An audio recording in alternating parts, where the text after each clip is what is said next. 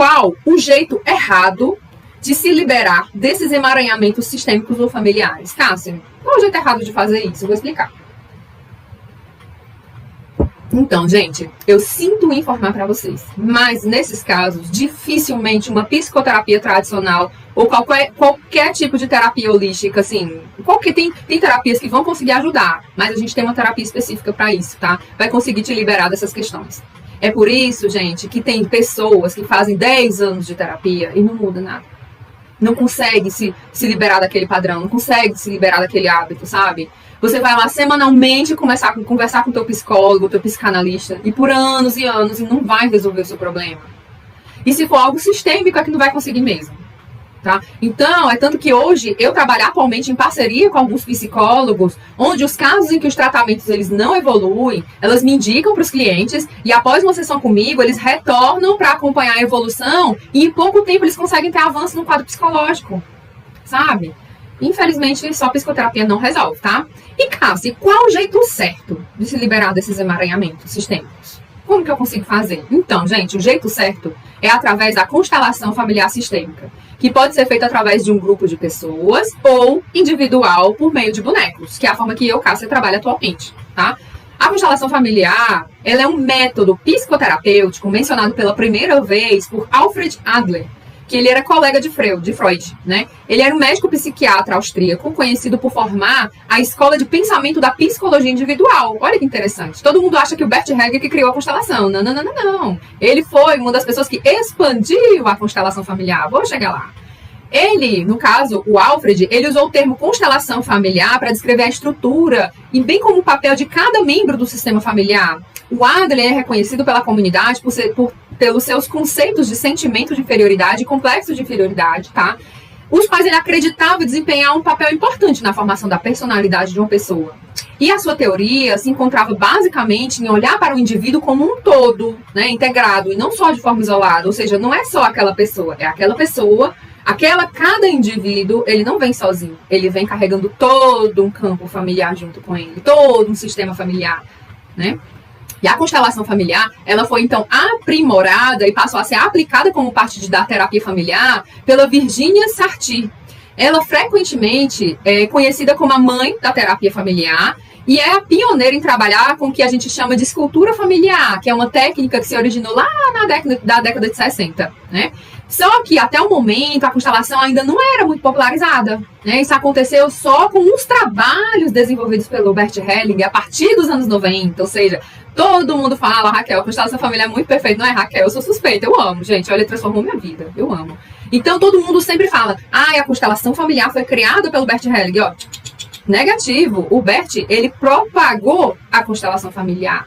Tá? Ele ampliou o conhecimento das constelações. E no formato que conhecemos hoje em dia, a constelação familiar é uma combinação de diversas abordagens terapêuticas com a filosofia de percepção, ideias e técnicas de Bert Hellinger. Então ele deu uma aprimorada com diversas terapias e ele expandiu esse conhecimento, tá? Dentre as principais abordagens que ele utilizava, eu vou comentar as principais, né? Então ele utilizava na constelação, que ele utiliza hoje, né, na constelação familiar, o psicodrama, a hipnoterapia, a terapia familiar, a terapia de Gestalt, terapia primal, a psicanálise, psicodinâmica, a análise transgeracional e a fenomenologia, tá?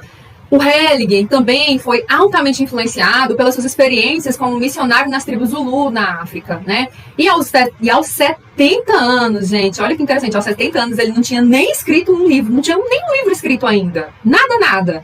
E em 2019, infelizmente, ele veio a partir, né? Ele faleceu com 93 anos e deixou um legado de mais de 80 livros escritos. Olha que incrível, né?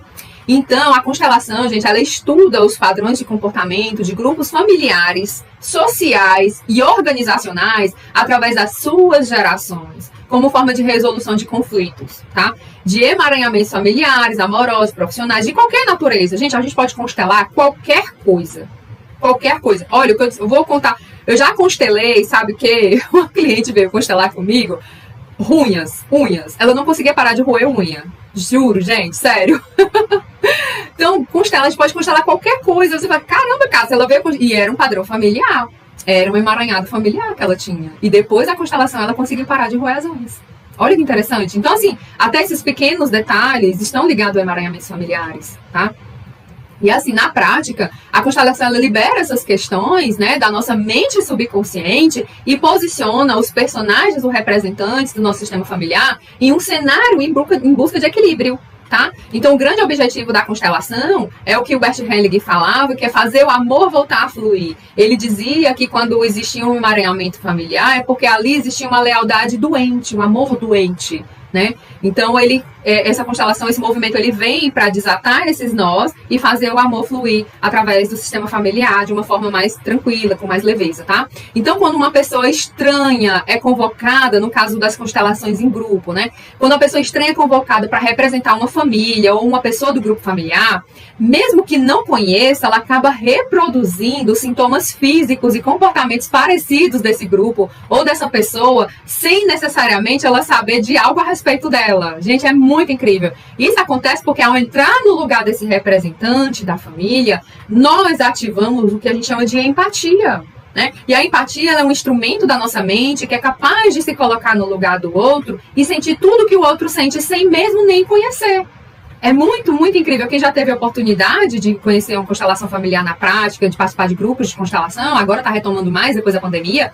Quem não teve a oportunidade, eu recomendo, tá? Futuramente, quem sabe, né, gente? Eu criei meu grupo online de constelação, pode ser que dê certo. Quem tiver interessado já pode dar um oi pra mim, a gente pode criar um grupo, é muito maravilhoso, porque não é só a pessoa que está constelando ali que ela é trabalhada, todos do grupo são trabalhados. E quando uma pessoa é colocada para representar alguém do sistema daquele constelado, ela nem conhece a pessoa, gente, ela não sabe da história, não sabe de nada, mas ela sente tudo o que aquele representante estava sentindo. É incrível, até fala, às vezes até acaba falando um pouco parecido, é bem interessante. E na prática, a constelação familiar, ela demonstra que muitos dos nossos problemas, doenças, incompreensões e sentimentos ruins podem estar ligados sim a outros familiares que passaram por essas mesmas adversidades, esses mesmos problemas, mesmo que a gente nem conheça, tá? E esse método, ele explica que há uma repetição de comportamentos ao longo das gerações, mesmo que inconsciente, né? O Hellinger, ele propôs que há uma consciência de clã, tá? Onde, assim, em todos nós temos a consciência familiar dentro de nós, tá? Guiado por simples ordens arcaicas, né? Ou ordens do amor, que é o que é mais conhecido, que ele mais falava. Baseado em 3 princípios básicos, tá?